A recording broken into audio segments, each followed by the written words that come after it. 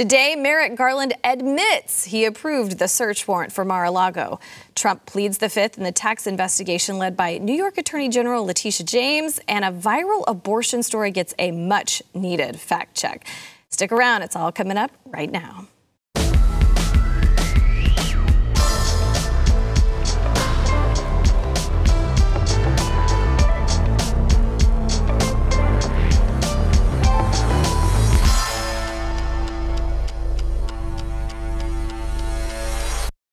Hey there, welcome to the news and why it matters. I'm Hillary Kennedy, filling in for Sarah Gonzalez, who is enjoying a lovely vacation. But boy, is she missing a lot of news this week, like the Merrick Garland story. I can't wait to get to that, but first I will introduce our table today. Mr. Stu Burguiere, host of Stu Does America here on BlazeTV and also on the Glenn Beck program. Lots to talk about today. Yes, a whole lot. And then Mr. Jaco Booyens, BlazeTV contributor and host of The Bottom Line. Good to have you here, too. Thank you. It's good to be with Stu. I am excited because I know the two of you are going to have a lot to say about this story. So this just happened today. Merrick Garland did admit that he approved the search warrant. We have a clip. Listen to this. There are, however, certain points I want you to know. First, I personally approved the decision to seek a search warrant in this matter. Second, the department does not take such a decision lightly. Where possible, it is standard practice to seek less intrusive means as an alternative to a search and to narrowly scope any search that is undertaken. Third, let me address recent unfounded attacks on the professionalism of the FBI and Justice Department agents and prosecutors. I will not stand by silently when their integrity is unfairly attacked. The men and women of the FBI and the Justice Department are dedicated, patriotic public servants. All right, any surprised moments when you heard this news, when he finally admits that he approved it? Well, we haven't heard Merrick Garland speak all that often, and you kind of hear him speak and you realize he would have even been boring for the Supreme Court. So I'm glad he didn't get on, for multiple reasons, by the way. Yeah, no, this is, first of all, him approving it. We were told over and over again by the media that they had absolutely no idea. It was just Christopher Wray working on his own. Maybe some rogue agent out there approving this raid of the home of an ex-president. That was never for a moment believable. Anyone who believed it, I think, is just, putting themselves intentionally in darkness. It's obvious this had to go up the chain. I'm glad they're admitting it. I think that's a positive. But, we're now at that point where it's going to be interesting what the next step is. In the press conference, he talked about unsealing this warrant, which I think is a good move. I think we should, look, this is too big of an issue right now. And everyone's just filling in their own details with what they think might happen. And that's not the best way to understand a story. It's better if you have the information. You'd think Donald Trump will probably want this to be out so he can show what the basis of this is, which seems to be incredibly thin, at least by all the reporting. We should know by now that we can't always trust the reporting, but the reporting seems to indicate, oh, well, they just wanted to look for some documents. I don't believe that was their end goal by any means. I think they were fishing. They were looking for something. They thought they might find something bigger. If they don't, they can fall back to, we were just looking for these boxes we knew were there. But that doesn't make any sense. You don't go raid an ex-president's house over documents that you know where they are, and to which they've had dealings with the FBI about these boxes, to which they've shown the FBI these boxes in previous visits. It seems to be a very thin disguise over what they want to do, which is free reign to go through his property when he's not there and go through Melania's underwear drawer to see if they can find something. And that's a totally inappropriate action for the FBI. I think they are now realizing that they overstepped and are freaking out a little bit, and this is their damage control attempt. Yeah, they're trying to overcorrect. Do you think the White House knew, Jaco, that they were going to raid in advance, and do you think they even maybe gave those orders to Merrick Garland? Speaking for me, not the network, I think Barack Obama knew, Susan Rice knew, Biden, if you can remember what he had for breakfast, knew. They all knew. All of them knew. Because it's a planned, this is a strategic play. I just take people on their word. I'm a literalist, right? So listen to Garland. What did he say? Well, it takes an extreme situation to go to a measure of a raid, because typically you would want to use other measures. So then why didn't you? Because a week prior, the Trump family, the Trump campaign complied. They worked with you. They showed boxes. You came in. They pointed out a room. That room is not secure enough. Maybe secure that room. It's not like there's been resistance for months and months and months evading the law, Stu. And now our last resort is, a search warrant to go. You know how hard it is for us to get a search warrant to arrest people that, hurt children. It's hard. To go through a door of a former president, that has never happened. At some point, they should have said, we've never done this as a nation. This is a pretty big deal, guys. They knew. They knew it's a big deal. They knew the implications. They knew it would set off a firestorm. They actually, to Stu's point, knew that it would set off conspiracy theory like crazy. It drives the right completely bonkers. There's 900 versions of the truth. And in the muck of 900 versions of the truth, they operate.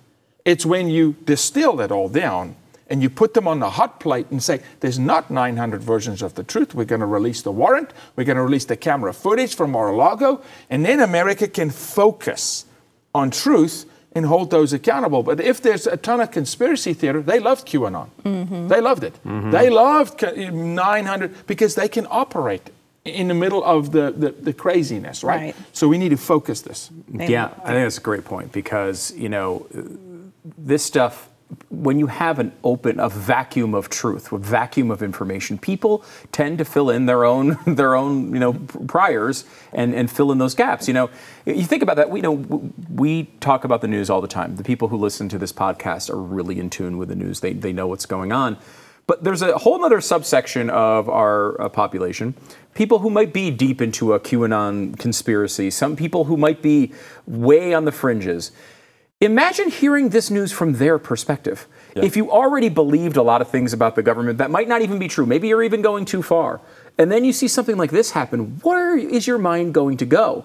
And add on to this, that our government has been telling us for now multiple years that the biggest threat to the United States of America are domestic terrorists on the right. Now, I don't believe that. I have to be clear. But they are saying that. But that is what they say they believe.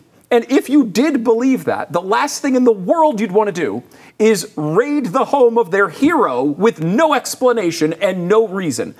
I said this the first day on Stu Does America after this broke, which is like, look, if you're going to do this, you better have the goods. Smoking gun. You better have, you're right. Absolutely. You better have a photo of Donald Trump on the grassy knoll instead of Ted Cruz's dad executing JFK. It's got to be that good. You better have something amazing. And their excuse immediately went from every broadcast, CNN, MSNBC, saying, oh my gosh, this must be huge. They would never do this unless they had something huge. A half an hour later, it was like, oh, it wasn't a raid. What are you talking about? A raid? It was just a little search, and it was just for these documents. We've all known he's had these documents. It's not a big deal. They have been misleading in every piece of the coverage on this. The government has been giving out information that's not correct. Mm-hmm. And I do cheer on the idea of us getting this information. Yes, I do think absolutely. That's a positive step. Absolutely. I hope that this does come to us so we can at least try to get something. But, even if we get the warrant and we see all the information behind it, it's clear that I think what the government was doing here is using some sort of base level offense that they perceive when it comes to documents for a wider fishing expedition. Mm-hmm. And look, this guy is the focus of everyone in Washington's lives 24/7. They're obsessed with taking him out. It's like if they would work this hard on actually running the government, maybe they wouldn't need to worry about taking him out. They could just beat him in an election. But instead, they're just obsessed with him. They don't have purpose. And to Stu's point, this really feels like a frame job. Honestly, this is how this feels because the egregious nature of the action doesn't justify their reasoning. Because what do you have? Show us. And remember now, this is not our first rodeo with this. There's Russia collusion, Steele dossier. I mean, they've had the smoking gun so many times to only have it blow up in their face. They lost their beloved Hillary Clinton as a candidate because she was implicated on funding the whole thing. So here we go again. They have nothing. But I believe the end goal here is to disqualify this man from running for office by any means necessary, somehow. Right. Well, Judicial Watch feels the same way. They're a conservative watchdog group. They announced that they are the ones that filed the motion asking the U.S. District Court for the Southern District of Florida to unseal the search warrant materials used by the FBI to raid Mar-a-Lago. The warrant allegedly relates to a dispute over the Presidential Records Act, but Judicial Watch said, you know, we need to know exactly what is in this thing. We feel like you're not being transparent with the American public. No surprise there. So what do you think is actually going to be on the warrant when we do get to see it? It's a good question. I mean, if it's tough, because if it's nothing, which is kind of what has been reported, we wanted to get these documents. We asked them and they wouldn't give them to us, so we had to go raid the house. If that's what it is, that's really bad. I mean, I think everyone will see that for what it is, a real fishing expedition. If they have, there's been also rumors that they have someone on the inside of the Trump operation that's been leaking them details about where these documents might be. If they have that, and these documents are significant in some way, if they are tied to January 6th and some, you know, again, I don't believe this, but like, if they had something that really that would win not only MSNBC over, but people in the middle, people who are conservative, who are people who respect the law. I mean, if this guy really did something, I have no desire to protect him from the consequences of it. If Donald Trump did something wrong, I want him punished just like I want anyone else punished. But because of what Yaku just said, how many times are we going to go down this road? They've said they have proof against this guy in Russia, in Ukraine. The Russian banks were wiring him money. You know, he had spies all over the world. He had business deals all over the world. That's why he was doing all these things. They've accused him of so many things. I can't even keep track of them. And never found anything. And they always fall through. It's always, there was a little speck of something here, or maybe a little worry here, but never really turns into anything. And because we've been down this road so many times, it's hard to believe they have anything. And it's not just this investigation. He was just testifying yesterday in a totally separate investigation. There's another one in New York City going on. I mean, it's just constant. It's like they are completely obsessed with him.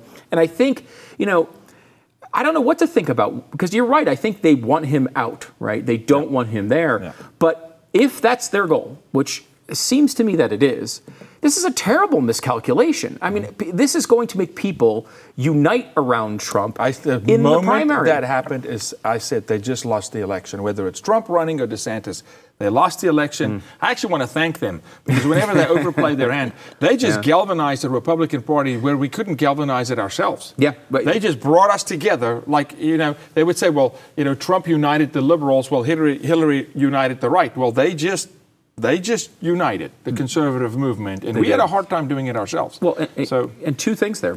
Number one, there's been a challenge. I mean, DeSantis is probably the one guy that can run against Donald Trump and have a prayer, right? I still think it would be difficult. It would be an uphill battle in this environment, but he would have a chance. People really like Ron DeSantis, really think he's good.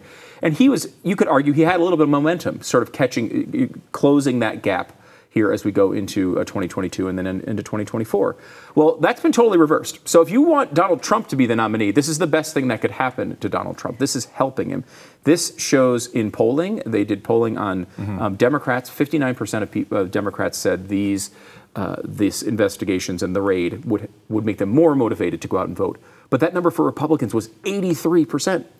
83%. Right. Add that on top of a poll that came out just 2 days before that from Monmouth that said the January 6th hearings did absolutely nothing to change anyone's mind in basically any category. But they know that. They know that. So they're trying something else, I guess. Of course. These are all you're going to see, and I don't want to be a broken record. You will see Hail Mary after Hail Mary after Hail Mary. And they hope, it's just a pasta theory. Just throw a whole bunch of it against the wall and pray that one of them sticks with the American people, that the American people ostracize the guy. I say this, if they're successful and they ostracize him, there's a pretty darn good backup coming from Florida. Yeah. Right? And so I think they hurt themselves in the long run immensely, because I'll say this, Satan overplays his hand, and these people are not following light, they're following darkness. Well, as Stu mentioned, Trump is also at the center of another investigation. So we're going to tell you what that is when we come back from break. Stay with us. You make such a good point. Nobody's talking about how they went after Ivanka Trump, how she had to pull her whole clothing line out.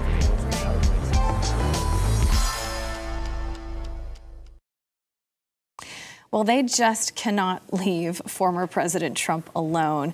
So he has invoked his Fifth Amendment rights in a deposition for the New York Attorney General Letitia James. So her office has been conducting a civil investigation into the Trump Organization to find out whether Trump and his company improperly inflated the value of assets on financial statements in order to obtain loans and tax benefits. Those financial dealings that the New York AG believes could have been potentially fraudulent include properties such as Trump's estate, Seven Springs in Westchester, New York, 40 Wall Street, his residence at Trump Tower in New York City. Now, he has denied any wrongdoing, and he said this investigation is a politically motivated witch hunt. And even a CNN legal analyst said, of course, Letitia James politicized this Trump investigation, and we have a clip of that, so let's listen. Yeah, John, so first of all, the hypocrisy, of course, is jaw-dropping here, and it really is a moment of shame for Donald Trump and for the American presidency to have a former president who has to invoke the Fifth Amendment. But legally, you're absolutely right. This is Donald Trump's right. He can take the Fifth Amendment the same as anyone else can. Important to know, though, in a civil lawsuit in New York State, if somebody takes the Fifth, that can actually be used against them. The jury can draw what's called an adverse inference, meaning the jury, in, again, a civil case, can sort of assume the worst about what his testimony might have been. It cannot be used against him in any way in a criminal prosecution. And I do think it's worth noting here, John, Letitia James has politicized this investigation. She campaigned on vote for me and I'll nail Donald Trump. She has fundraised on it. So that's not a ridiculous fear for him to have.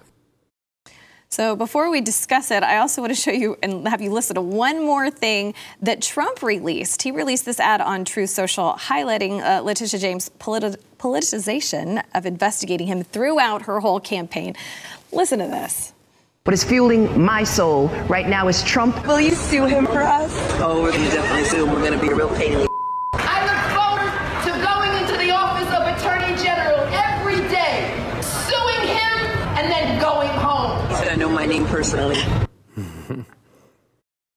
So, I mean, he keeps calling it a witch hunt, and when you see those clips of her back to back, it really seems that way. What are your thoughts, Jaco? Again, I'm going to say they tell you exactly who they are, who they serve. She picked the words, it's fueling my soul. Hatred, bitterness, revenge is fueling her soul. I'd rather be fueled by the Word of God and something brighter than that, but that's how they operate. They operate from a place of disdain. They're the ones that call him an illegitimate president. Try and do that now in mainstream media with Joe Biden. I mean, you can't, but they can. So she's telling you exactly, but it's so funny because this is the same woman in the Jeffrey Epstein cases and all these things that wouldn't bring cases against people, that wouldn't stand up for justice, that wouldn't protect innocent people or keep criminals in jail in New York. But they're going after this president. They are scared to death of this guy. They will throw the kitchen sink at him just so that somehow they compromise him within some statute that he can't run for office. In a very brief moment of defense of Letitia James, I will say I did appreciate when her soul was fueled by hatred of Andrew Cuomo. So I did there was a couple of moments there I was fine with her hatred going in that direction. But outside of that, I mean, this is ridiculous, right? This is insane. And this is, I think, one of the big moments of glee from the media over the past couple of days was this ability to be able to go back and take moments of Donald Trump saying, taking the Fifth shows that you're guilty. And they love playing that clip back and over and over and over and over again. Now, of course, even when he was saying that, we said that's not true. I mean, that's not how our legal system works. I mean, he's fine to have that opinion. And he said in his statement, look, I have no choice. But people kind of glazed by what he was saying when he has no choice. He's got so many investigations going on against him at the same time. If he says anything to Letitia James, one of these other investigations can just grab that testimony and then use it against him there. And this is a never-ending cycle of investigations and testimony over and over again. There's really nothing he can do other than just say, look, I plead the Fifth, let's move on with our lives. And the only other thing he can do, I have to say, is to announce he's running for president. Because once he does that, there's a certain amount of shielding that goes on. it's one thing to investigate a former president, a person who's out of office. It's another thing to investigate the current nominee of the opposing party. And I think the American people would see that with even more clarity, right? It's one thing to say, okay, well, we're going after this guy. He was in office. He did some things we didn't like, and now we're coming after him. It's another thing to say, this is, we're going after our political opponent. It's blatantly political at that point, even more so than it is now. And once he's running for office and near to be the nominee, the legal system, I think, too, is going to be, and I don't mean like people like Letitia James, they'll do whatever they can, but I mean people who are actually respect the legal system a little bit more are going to be much more hesitant to bring charges and to go down these roads. Raiding the home of a current candidate for the president of the United States is off the charts crazy, even from where we are now. So I will, in some ways, he's hesitated on this because he's had advice, at least reportedly, that it makes you look kind of weak. It seems like you're trying to get out ahead of Ron DeSantis and scare other people out of the field. I don't think that's the way he sees it, but I think that's the way his advisors have seen it as far as announcing early. This, I think, changes the calculus on that. I mean, if I were him, he's going to be running anyway. Get it over with. Get out there and do it. I think a lot of people don't want that on the Republican Party because they don't want the 2022 election to be about Donald Trump, which is understandable at some level, especially in purple districts. But honestly, if he's just worried about himself and his potential future presidency, I think that's the right move to go right now. So how serious are the crimes that they're accusing Trump of in this investigation, especially when we compare it to all of those emails that Hillary Clinton deleted off her private server and putting national security at risk with that? How serious are these things that they're accusing him of in comparison to that? Hillary left our troops in Benghazi on the rooftop and would not take their phone calls. American people died and there was nothing. She took acid and hammers and smashed her phones and had people do it and nothing happened. You can take these exact same charges and go open a case against every single Fortune 500 company on Wall Street today. Every single developer, every single major player in the real estate market that hedges one property against another, that leverages property against another, that takes capital gains here and invests it in another property so they don't have to pay the capital gains. You can charge any developer in America with these charges today, and you would have some reason to go fish. Mm-hmm. They're fishing. This is not unique. This is not like, again, they don't have smoking guns. You could do this to anybody. And then it would never end. I said it the other day. Let's just break all the rules, no rules in war, and just nuke everybody. And just see the last man standing. Let's blow everybody up and see. You can't run a society that way. You can't run the FBI that way, but they are. But it's only one man, though. They're going after one man. To your point earlier, I just want to say one thing. I personally believe that Governor Ron DeSantis is waiting to see what President Trump is going to do. I personally do not believe Ron DeSantis will run against Donald Trump. Because I know DeSantis knows that would harm the party. I don't think he will run against him. I think there's a waiting game going on, and this is my opinion. So I don't think we're going to see that head-to-head battle. I don't know. I feel like one of the lessons I think presidential candidates should have learned over the past few cycles is if you're in your moment, you better go for it. You think of Chris Christie the first time he was very popular. I mean, Bobby Jindal was really popular at one point. The pendulum may swing for DeSantis. Yeah, things go. It's hard to be the hot new thing for 4 years. And, if he has real aspirations, which it seems that he does, he probably should go for it if he wants to be president at some point. He might not be the hot new thing in 2028.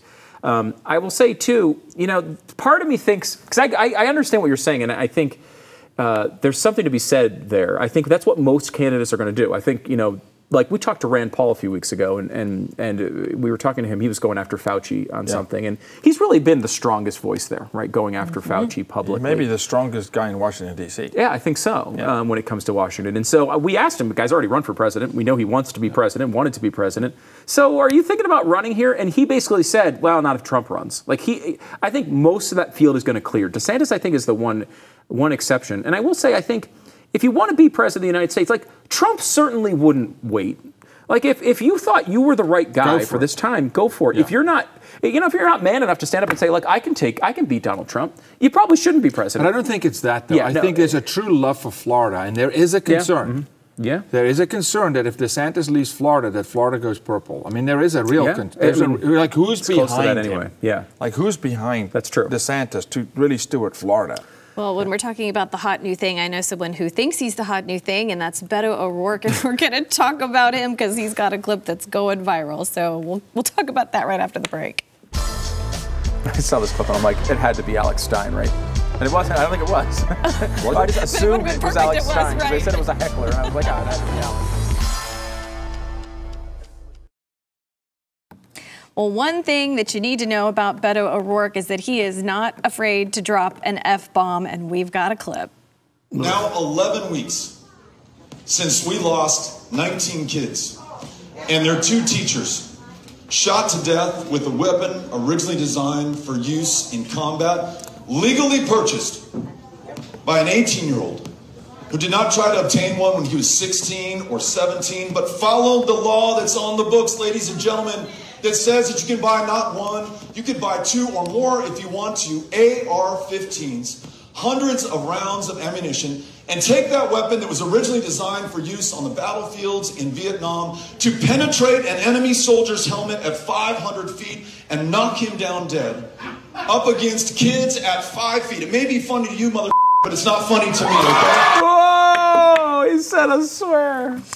Oh. So that was a heckler that was laughing at Beto describing guns as terrifying weapons only intended for war, and then he had some choice words to say. So do you think he handled that heckler properly, considering he's a candidate that's running? Do you think that was the... No, this guy hasn't seen class. He doesn't know what it looks like. He's got no idea what class is. He's got no spine. He's got no integrity. When the weather turns a little left, then he's not going to take your guns, because he's running for a particular office, and then when it turns a little right, he's going to come take your guns. I mean, that he is absolutely running on Second Amendment. I go, double down. Please do. Please double down, Beto. Double down on taking Texans' guns. Do it. It will be the death of your political career in this state. Please do. And Texans, you double down on buying ammo, get your weapons, fortify your families, because the federal government will not do it. Stand your ground. You have a Second Amendment for a reason. I like it when he doubles down. He doesn't have class. But let's see. Let's see how this is going to play out for him. It didn't do well before. Let's see this time. People keep describing him as a heckler. Maybe it was a heckler, but it seemed to me to just be honest laughter. He was describing something completely ridiculous. These weapons were not designed as weapons of war. For Vietnam, by the way. The AR-15 was designed for Vietnam. We signed up just reverse time. Yeah, exactly. It's not true. He's been lying about this for literally years and keeps saying it in front of friendly audiences who never challenge him on it. Mm-hmm. The fact that he decided to swear back to him, that's the typical Beto response. He doesn't have good arguments, so he does what he does. No one loves Beto O'Rourke more than Beto O'Rourke. The guy loves himself. He thinks he's the greatest thing in the world. Texans have rejected him, before. They'll reject him again here, and I think that's going to be the end of the story. Seeing what he did after the shooting, when he went to that press conference, was one of the most grotesque things I've ever seen a politician do. And that is saying something. I mean, it was something that only human garbage would consider. He was trying to build his campaign on the backs of dead children. It's the lowest thing I have probably ever seen a politician do. And of course, what did that do? It got people like the people in that room that were cheering to give him a bunch of money so that he can still lose, except with a bunch of money. That is going to be the result here. He's going to raise a bunch of cash off of stuff like this. He thinks he's this big badass, and when this is all over, he can go to MSNBC or he can go to some, university. But this is the end of the road. How many times can... honestly, this is a good thing for Republicans across the country, because idiotic people in Illinois and Oregon and Washington and the blue states that might actually be close this cycle are sending their money to dumb Beto O'Rourke so he can lose by 8 points to Greg Abbott. Great. That's a great ending to the story. I think this guy loses by 15. Watch it. He clearly does not understand Greg Abbott. Greg Abbott is tempered in this state. I mean, there's a war chest. But how... the cognitive dissonance is what we use in when people have severe trauma. That this guy could, on the heels, literally the first press conference, to Stu's point, write a political campaign on these dead children, and then now stand in a room and remind us, oh, how bad it was, the dead children. You're the guy who literally would walk over the dead bodies for your own name to get fame minutes after it happened. Now we're supposed to believe that you care about them? Yes. I mean, come on. He keeps using that shooting every time. Well, we've got another, this is a horrific story as well. So media outlets, they've been sounding the alarm after Facebook allegedly handed over data to law enforcement, resulting in a teenager and her mother being criminally charged for an abortion. But the headlines with this story were incredibly misleading. They're suggesting that the teenager is being unfairly prosecuted. So a headline from Vice: this is the data Facebook gave police to prosecute a teenager for abortion. Huffington Post said Facebook gave cops data to prosecute Nebraska teenager who allegedly had an abortion. Newsweek said Facebook turning over data in teen's abortion case raises privacy questions, and on and on and on and on. But here are the facts of the investigation. According to the Lincoln Journal-Star, a Norfolk, Nebraska police detective began investigating in April because they got a tip about a then 17-year-old named Celeste Burgess, who's now 18, that she had miscarried a pregnancy and that she and her mother, named Jessica, disposed of the unborn child's body. When the detective obtained the teenager's medical records, he learned she had been pregnant for nearly 6 months and was expected to deliver the child in early July. When he interviewed her, she claimed she'd unexpectedly given birth to a stillborn child while in the shower, and that she and her mother then buried the body with the help of another man. Well, the investigators, they interviewed that man, and he did disclose the mother and daughter burned the child. They exhumed the body. They found that that man's claims were corroborated. So in light of this horrifying discovery, the police, they charged the mother and the daughter with felony removing, concealing, or abandoning a dead human body, and 2 misdemeanors, concealing the death of another person. So where Facebook plays into all of this is they had messages back and forth to one another, the mother and daughter. And the mother was helping obtain abortion pills for her daughter. And it was shown that she had access to these pills, took the drugs before the child was stillborn. So Nebraska bans abortion after 20 weeks, and that's where this all sort of comes together. So does this abortion story remind you of the abortion story that we just recently heard all over the news about the 10-year-old? All the facts weren't out, but yet they ran with these headlines that were grossly misleading. And so now people never know what the truth is. Well, yeah, and you point out if it's at 6 months, it has nothing to do with the Supreme Court ruling. This is a pre-existing law that she would have been violating. Secondarily, and I've looked at least versions of every single law in these states, and I will admit they are changing all the time, so it's possible I've missed something. But as to my knowledge, no state that has a banned abortion has criminal penalties against the mother for having the abortion. The penalties go against the providers. Right. That's the mechanism that punishes people for illegal abortions. It's not the mother that gets punished for that. That's not how that operates at all. So I mean, immediately you have to be skeptical when you're seeing these headlines. You don't get charged with illegal abortions typically in most circumstances if you are the mother or the mother of the child. So. All sorts of problems there. This has nothing. They want you to believe, of course, that this has something to do with the Supreme Court ruling, when, of course, it doesn't. And look, that's pretty shady behavior, right? Especially when you live in a country where abortion in multiple states is legal at that time, right? You could go get an abortion all over the country, unfortunately, until very recently. Much later than that. So, why are you acting this way? Why are you burning the body? There's all sorts of things that are red flags for officers, and a totally legitimate thing for them to ask for these messages. Again, I mean, it's all about inconvenience these days. I hate to say you have to travel a couple of hours to end the life of your child. I know that's inconvenient. I hate to say when you want to plan your illegal abortion, you shouldn't do it on Facebook. These are real trials and tribulations for people, but I'm sorry, you're going to have to cross those bridges. Well, then what do you think about the media outlets leaving out all of these gruesome details? Because they're really framing the story a completely different way. Yeah, look, I'm surprised Facebook shared information, because there's several lawsuits. We're involved in a lawsuit against Twitter at the moment to get information like this on children for them to share, and typically they don't share. So I was pretty surprised seeing that. But then, of course, selective memory and selection for America will feed you what we want you to see. Mm-hmm. But this story plays into something that I don't want us to miss. A couple of weeks ago, we did a story on the show here about companies now saying we're going to make these abortion pills available to buy online, and these self-abortions are going to happen at home. And how there was a vacuum that they're selling online for kids to buy a vacuum and vacuum the child out. And I said, you watch. This is going to result in botched abortions, which this quasi kind of was.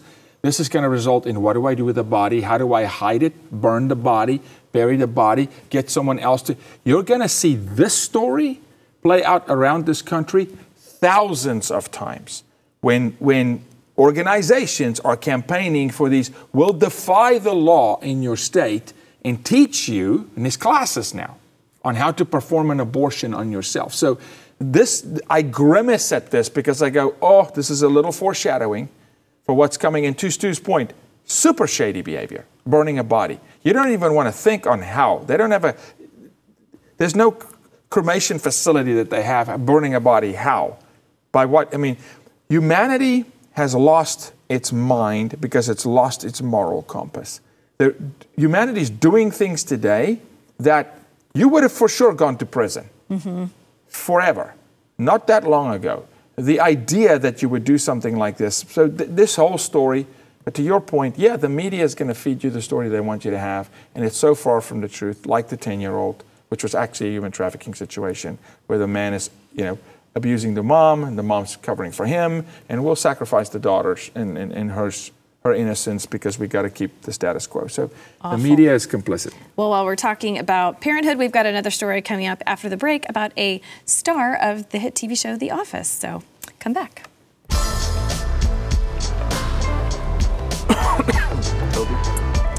This is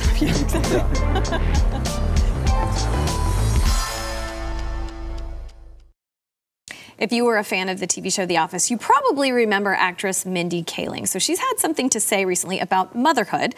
She had her eggs frozen. She became a single mother late in her 30s. She's currently single with 2 children. And she said, I waited until I had the means. That made all the difference. So now she's saying, I wish every 19-year-old girl would come home from college and that the gift, instead of buying them jewelry or vacation or whatever, is that their parents would take them to freeze their eggs. They could do that once and then have all these eggs for them, for their futures, to focus your 20s and 30s on your career. And yes, love, but to know that when you're emotionally ready and if you don't have a partner, you can still have children. I want to note, freezing eggs in the U.S., it typically costs anywhere from $9,000 to $10,000. Some clinics could charge up to $15,000. Then with the medications, that's another $2,000 or $3,000 that you have to add to that bill. And then egg storage is about $1,000 a year. So first of all, do you find it funny that she thinks the average American family could afford to pay for their teenage daughter to freeze their eggs? We'll just develop one of the most successful sitcoms of all time. You have no problem. Just do what Mindy did. That's pretty expensive, and most people can't do that. Though my guess is if you asked her, she'd be more than happy to spend multiple trillions of dollars providing that to every single American in some sort of universal health care system. So probably consistent with her beliefs in some way. It's an interesting interview with her because there's been the rumors for a very long time that B.J. Novak, who's the temp from The Office, is actually the father of her kids. And she says he's the godfather of both, but she won't say if he's the father. The belief is that perhaps that he was the dad. Look, if we look to Hollywood for advice on such matters, our society will collapse. So just like we shouldn't listen to sports athletes about their opinion on the flag, we should not listen to celebrities on their opinion of family. But she's going to do what she's going to do, and look, half the celebrities on TV are in prison for sexual assault. So at least she's probably still on the right side of Hollywood. Right. Yeah, she's doing better than most, I would say. Do you think this practice of freezing eggs and being a single parent, do you think that's something that we should encourage, or what are your thoughts on that, Jaco? Absolutely not. Absolutely not. We are a broken society because fathers are not in the home. Absolutely not. We should not be promoting this women empowerment movement. I can raise kids by myself. Talk to kids who were raised without fathers about what, sitting here, one of them, 80% of incarcerated people in every prison around this country today were raised fatherless, who now left their children fatherless. So to promote the notion that, you should pride yourself on not having a father in a child's life is insane. Absolutely insane. Well, for someone like that has access to nannies and it makes it easier. Personal trainers and childcare when you're traveling. Actually, doesn't make a difference. You can have an army there. Even if it's a surrogate father or if it's a stepfather, there is something about your dad being in your life, your dad, not some other dude that steps in, and thank you for the stepfathers that step into the gap or for the coaches who behave like fathers. But there's a void in a child's life when it's not the father. There's no question. Yeah, it's an interesting conversation. I will say, obviously I would defend the nuclear family as a very, very vital building block to the fabric of our country. Just to hit on another part of what she was saying, though, that the thought of waiting a little bit, I don't think is the worst idea. And I did this. We waited. I was in my mid-30s when we started having kids, and I don't think it's for everybody. Some people, I think, totally ready for it. I think it was better for me as a dad. I think I'm a much better dad now than I would have been in my early 20s. That's not a lot of people can handle it. My dad was 19 when I was born, so they went the other direction. But as I was able to go through a little bit of my career and understand the world a little bit better, maybe a little bit more prepared. Not necessarily. I mean, financially, sure, you build your career, but also there's a bit of life learning you do through your 20s and your 30s. You become a little bit less selfish. You become a little bit more, I think, emotionally able to handle difficult situations. And I think there's something to that for some people. I think it worked for me. I kind of liked doing it that way. But Stu, freezing the eggs not an issue for me. I've got a friend right now that's getting married in October, and her eggs were frozen. But she wants to raise a child with a father. Right. Yeah. The freezing the eggs. Freeze your eggs. Yeah. All of you. Take $9,000. But the notion that I'm doing it because Right. I want to be a single parent. Yeah. That's her message. Yeah. Right? That I'm a no on. Yeah, well, I'm with you on that. The world is a better place because of great fathers like the two of you. Exactly. That's what I've been saying. Wonderful fathers, and we're very fortunate. And your husband. My son's got one too. We're grateful for that. All right, so when we come back, I don't know if you've heard the term MAPS, but we're going to talk about it, and it's not like what you use to find directions. I'm going to throw this mug through the floor.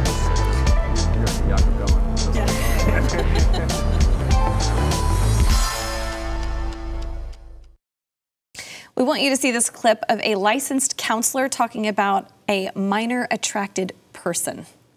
Folks, my name is Miranda. I use she, her pronouns, and I'm a licensed professional counselor and sex therapist in Erie, Pennsylvania. And today I want to talk about minor attracted persons.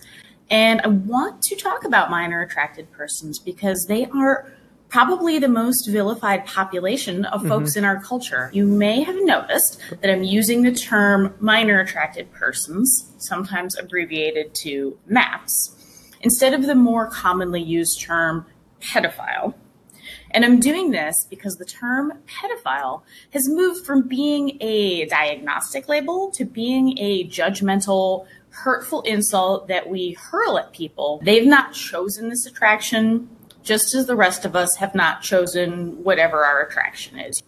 All right, we only have 1 minute left, but Jaco, I got to send this one over to you. I'll be quick. I'll be real quick. She's a person who wants to have sex with children. She's defending them. That's pedophilia. It's pedophilia. Forget about MAPS, okay? Just like we won't justify murder.